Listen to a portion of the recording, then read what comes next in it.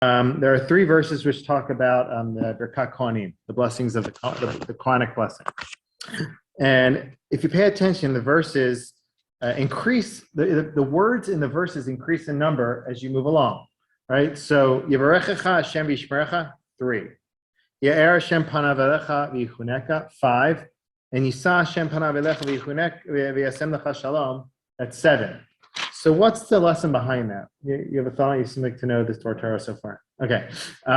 So I was thinking about what's the reason, what's the explanation behind it? Perhaps it's connected to the content of the blessing. So the first blessing, Rashi says, may God bless you and keep you. May God bless your possessions and then keep them. You can gain a lot of possessions, but you can have a lot of troubles with them, or somebody can steal them, or they can just, your stocks can go up and down. May God keep your blessing and bless you and keep that blessing, that physical blessing, material. The second blessing seems to be talking about Torah or spirituality. May God illuminate you, Ya'er, Hashem panav elecha v'yichuneka, and give you grace, spirituality. The third blessing has two parts, but it seems the central piece is shalom. May Hashem panav elecha shalom, and they bring peace. So why does the peace get 7 versus the material and the spiritual only gets 3 or 5? So I think there are different ways to go with this. If we were to do my original intention, we offer different thoughts. But here's the thought: it could be that the first two are only effective if they lead to the third.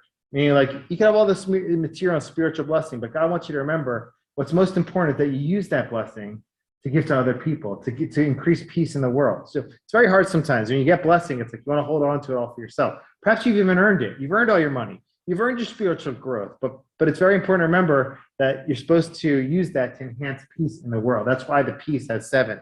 That was one thought on that.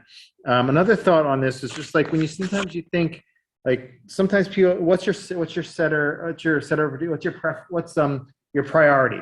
So is it growing in spirituality? Is it growing in the material world? Or is it peace? If you have a choice between the three, perhaps, if you have a choice between them, what's most important is that there's peace and love between people. From that place, you can grow in spirituality, you can grow in material gain. But if there's not that foundation of peace, then the other two aren't nearly as important or nearly as beneficial for us in our lives. So those are 2 lessons.